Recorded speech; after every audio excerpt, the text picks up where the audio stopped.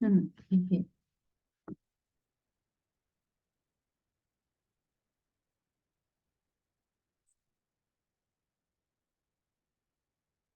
Positive verbs gate, have और make की बात करते हैं।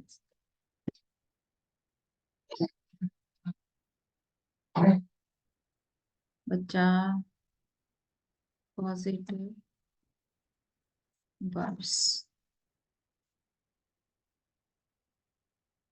मेक, गेट और have.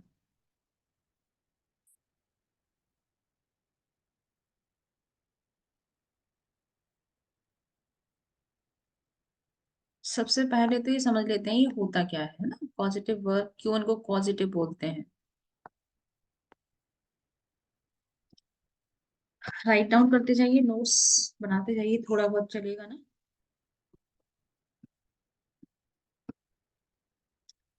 The causatives are the verbs that are used to indicate that one person causes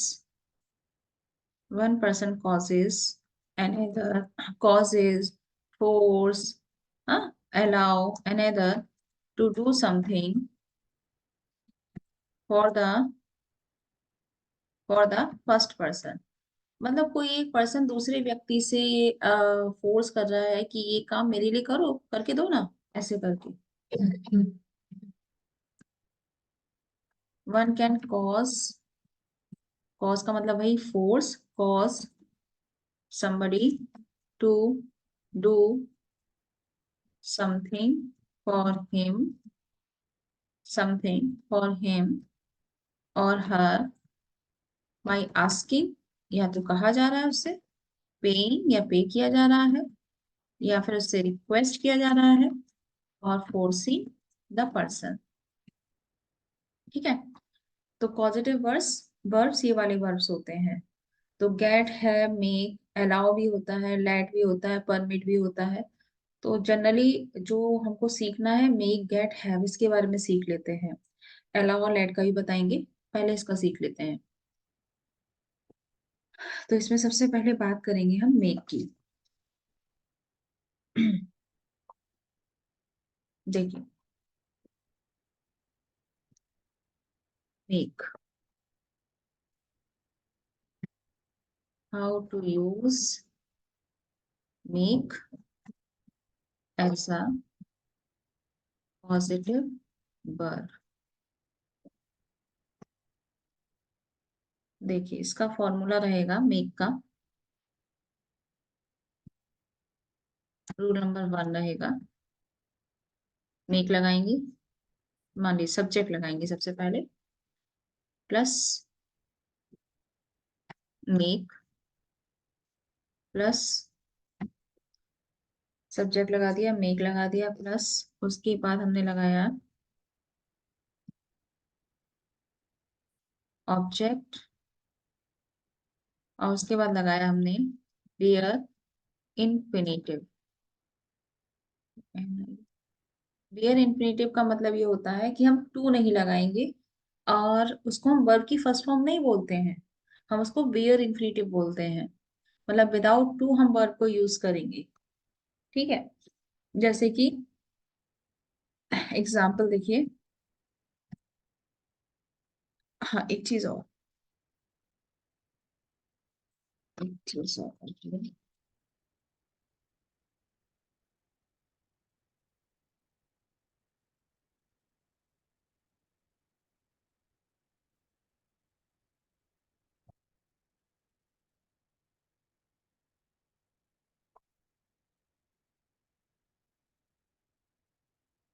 any tense, कोई भी टेंस हो सकता है। ठीक है। लेकिन वहां पर बियर इन्फिनेटिव भी आएगा। जब मैं ऑब्जेक्ट के बाद आपको वर्ब बता रही हूँ ना, उस पर फोकस कीजिएगा। मेक वाले में मैंने बताया है आपको कि ऑब्जेक्ट के बाद जो भी आएगा वो बियर इन्फिनेटिव ही आएगा, तो बियर इन्फिनेटिव ही आएगा। ओके। और यहाँ पर जो ऑब्जेक्ट होगा, ऑलवेज पर्सन, हमेशा यहाँ पर्सन होगा। जैसे ही मैं सारे रूल बता दूंगी उसके बाद कंफ्यूजन क्रिएट होगा। अभी आप बहुत ध्यान से देखते हो चलिए। सब्जेक्ट मेक, मेक भी हो सकता है, हैड मेड भी हो सकता है, मेड भी हो सकता है, हैज मेड भी हो सकता है। ऑब्जेक्ट जो पर्सन होगा उसके बाद जो आएगा वो वेयर इंफिनिटिव आएगा। अब हम एग्जाम्पल लेते हैं यहाँ पर। He he made me beat, to beat नहीं, he made me beat that little child. दूसरा देखिए, he he always makes me do his work. देखिए, he made me beat that little child, उसने मुझे मजबूर किया, उसने मुझे फोर्स किया कि मैं उस छोटे से बच्चे को मारूं। ही always makes me do his work, वो हमेशा मुझसे अपना काम करवाता है। ठीक है। और क्या कर सकते हो, जैसे आई मेड हिम लाफ, मैंने उसे हंसाया। ठीक है। एक तो ये वाला रूल हो गया। जनरली मेक का तुमको यही रूल देखने को मिलेगा। एक रूल और है जो रेयर है, इसका रूल 2 देखिए। इसमें रहेगा आपका subject plus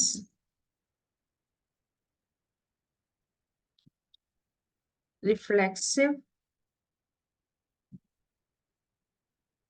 pronoun plus past participle. Reflexive pronoun क्या होता है?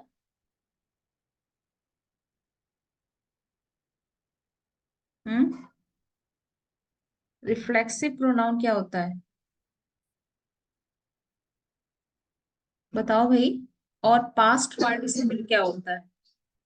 मैं टर्मोलॉजी लिखती जाऊंगी, आपको समझ में तो आना चाहिए। रिफ्लेक्सिव प्रोनाउन क्या होता है?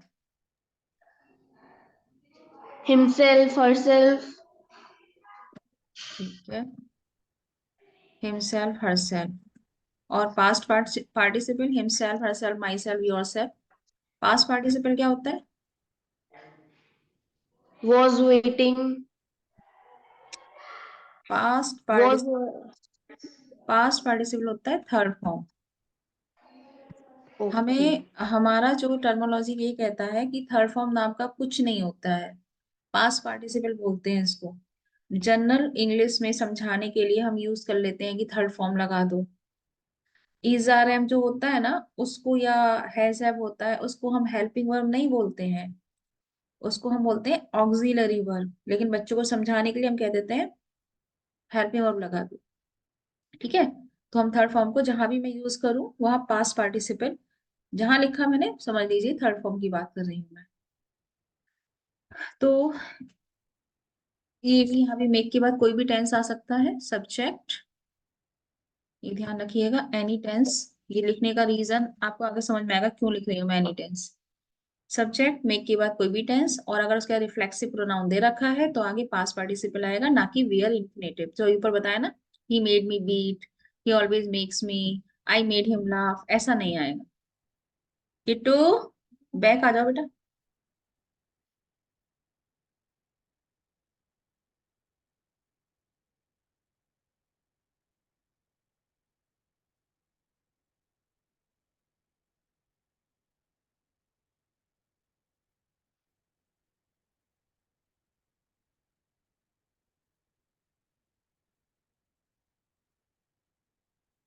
आई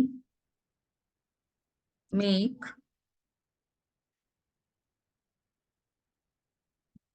माई सेल्फ, अगर मैं लिखती हूँ understand, I make my self understand, that's wrong.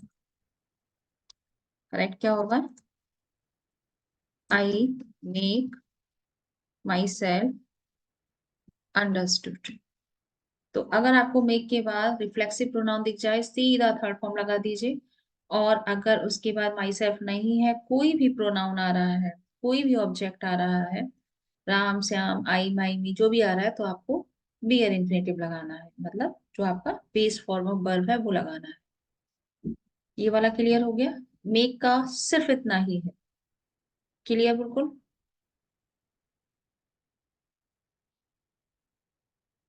Clear है।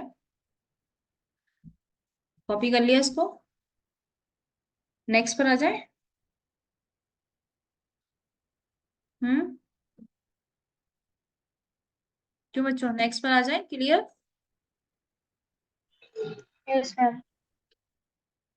नेक्स्ट आते हैं गेट पर। गेट में तीन तरह के होते हैं, और गेट और हैव में कोई डिफरेंस नहीं है। जहां गेट लगा सकते हो वहां हैव भी लगा सकते हो। और अगर हम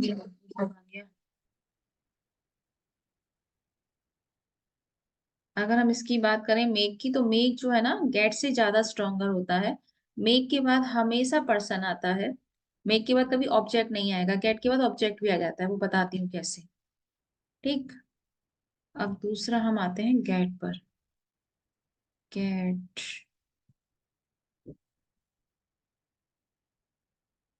यहाँ लगाया हमने यूज ऑफ गेट और have as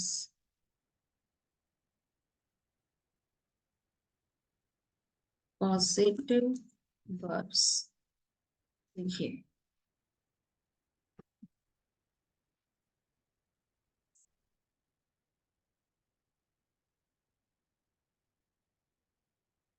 rule number one देखिए, चाहे आप गेट यूज कीजिए चाहे हैव यूज कीजिए, वहां कोई इश्यू नहीं है। गेट से समझाते हैं आपको। यहाँ get as a positive verb use हो रहा है, जब get as a verb use होता है उसके अलग रूल है। ठीक है, ये सिर्फ पॉजिटिव वर्ब वाले बता रही हूँ। जैसे होता है ना ही गॉट मैरिड, वो अलग है, उसका इससे कोई लेना देना नहीं। कहीं वहां फंस जाओ कि वो भी तो होता है गेट। ये देखिए, सब्जेक्ट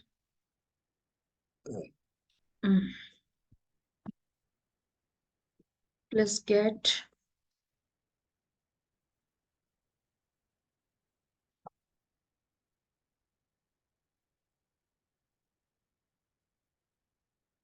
कोई भी टेंस लगाइए, प्लस ऑब्जेक्ट।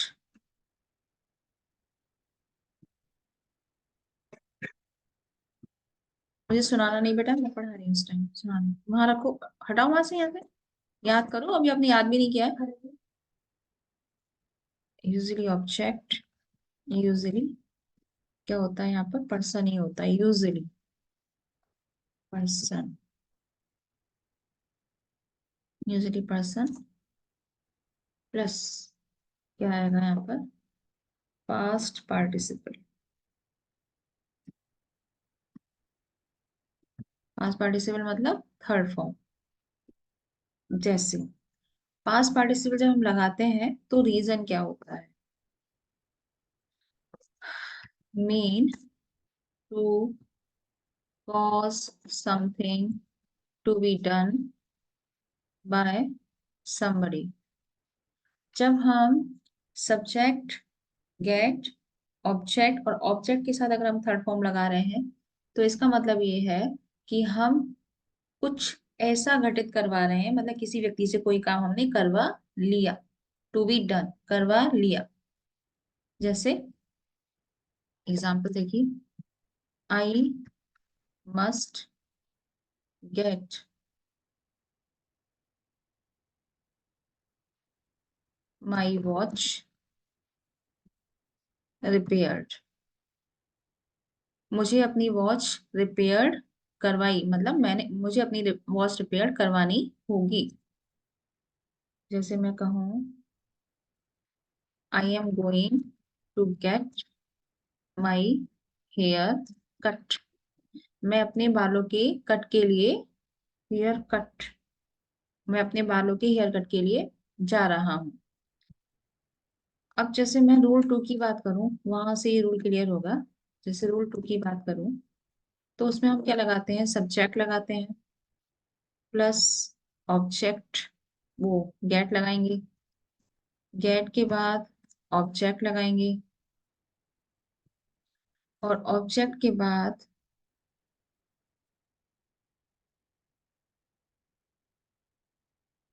यहाँ यूजली पर्सन अभी इरेज करते हैं, बाद में ऐड करेंगे। ऑब्जेक्ट लगाएंगे, गेट ऑब्जेक्ट, और ऑब्जेक्ट के बाद लगाएंगे हम आईएनजी फॉर्म। आईएनजी फॉर्म कह दीजिए या फिर जी रैंड कह दीजिए, आईएनजी फॉर्म ही कहिए इसको, आईएनजी फॉर्म। तो आईएनजी फॉर्म हम कब लगाते हैं, इसका रीजन देखिए, टू मेक somebody या समथिंग टू स्टार्ट या इनिशिएट। हम किसी को मजबूर करें या किसी चीज को मजबूर करें कि वो स्टार्ट हो जाए या एक कदम आगे बढ़ाए, मतलब ये प्रोग्रेसिव होता है, ये आगे जाता है सेंटेंस। जैसे एग्जाम्पल देखो, don't get him talking about his illness. उसे उसकी बीमारी के बारे में बात करने के लिए फोर्स ना करें या इन्वॉल्व ना करें, या उसको इस स्थिति में ही ना आने दें कि वो अपनी बीमारी के बारे में बात करता रहे। मतलब इस टाइप का सिचुएशन लाने ही ना दे, इनिशिएट ही ना होने दे। जैसे आप जब उसे उसके पास जाके खड़े हों तो don't get him talking about his illness, या फिर once we got the heater going. जब हम एक बार हीटर को स्टार्ट कर दिया हमने, ठीक है, the car started to warm up. Car जो होती है वो वार्म अप होनी स्टार्ट हो गई जब हमने एक बार हीटर को गॉट लगाया, ऑब्जेक्ट लगाया, ऑब्जेक्ट के बाद हमने थर्ड फॉर्म ना लगाकर आईएनजी लगाया। रीजन क्या है कि हम किसी चीज को क्या कर रहे हैं, इनिशिएट कर रहे हैं, स्टार्ट कर रहे हैं। जब हमने हीटर को ऑन कर दिया, जब हीटर कंटिन्यूअसली गर्म होता गया तो कार भी वार्म अप होनी स्टार्ट हो गई। यहाँ पर आपका वेंट नहीं चलेगा, ऊपर भी आपका डोंट गेट हिम टॉक्ड नहीं चलेगा। वो हमें काम, हम निश्चित है फलाने से हम वो काम करा लेंगे। पहले वाले में ना, आई must get my watch repaired, मैं अपनी मुझे अपनी वॉच जो है रिपेयर करानी होगी, तो जिससे करानी होगी वहां हमको पता है कि वो चीज पूरी तरीके से कंफर्म वे में हो जाएगा। ऐसे ही मैं अपने हेयर कट करवा लूंगा जाकर। लेकिन यहाँ जो है ये प्रोग्रेसिव जा रहा है कि आपको वहां जाकर स्टार्ट नहीं करना ये चीज, या आप ये चीज स्टार्ट कर दे तो रिजल्ट ये होना है। ओके, इसका एक और रूल देखिए, फिर तीनों को एक साथ देखते हैं। थर्ड रूल और है इसका, वो ये कहता है कि आप सब्जेक्ट लगाएंगे प्लस गेट लगाया प्लस ऑब्जेक्ट, और उसके बाद आएगा इंफिनिटिव। ठीक है, ये कब आता है, टू मेक somebody और समथिंग टू परसुएड। परसुएड का मतलब,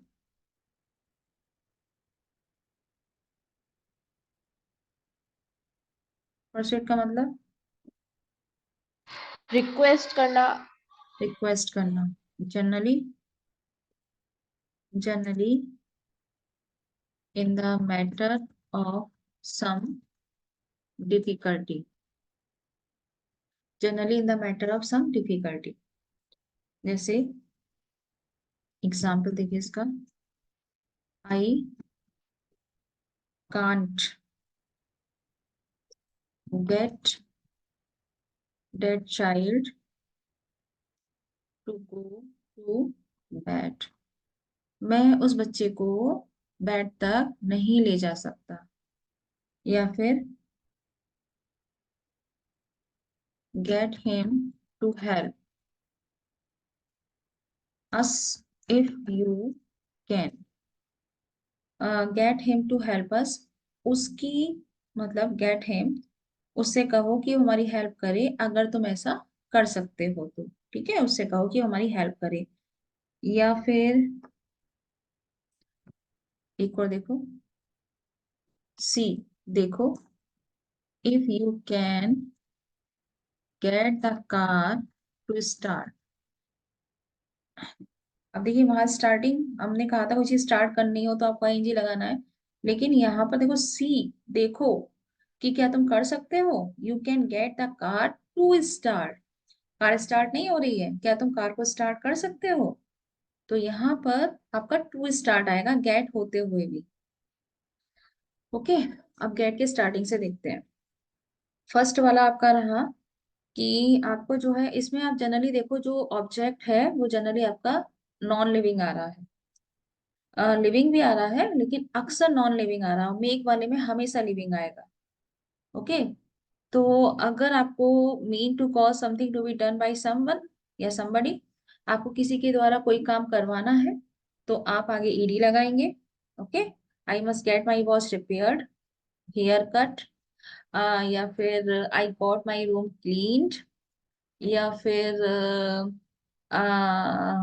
आई want to get my face made up, makeup ना मेड अप।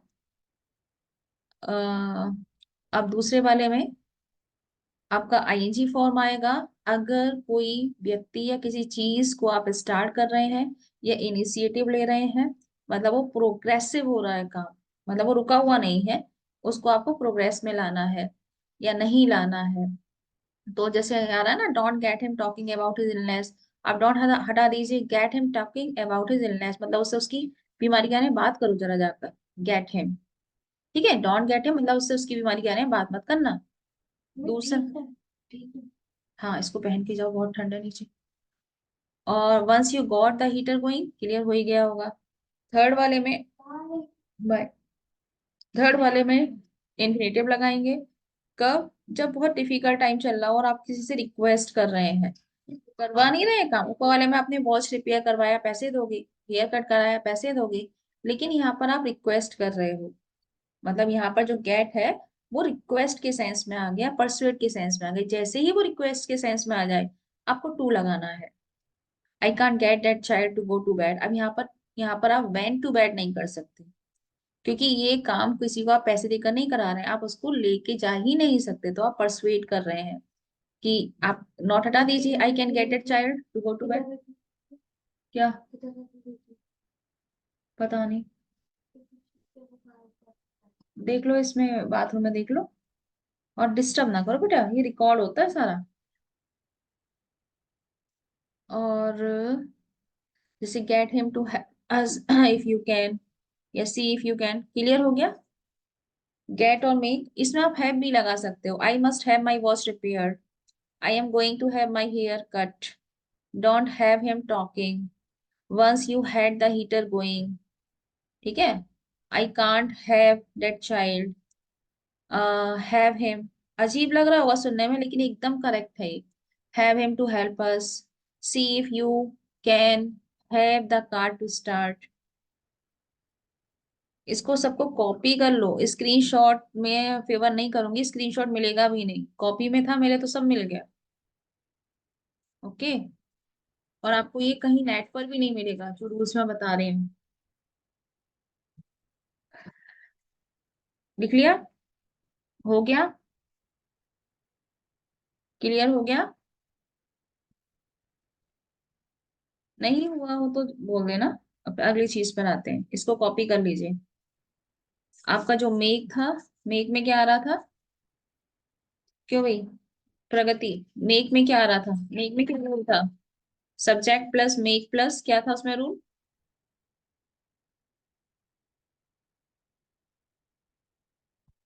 आप पूछते हो, बताओ चलो।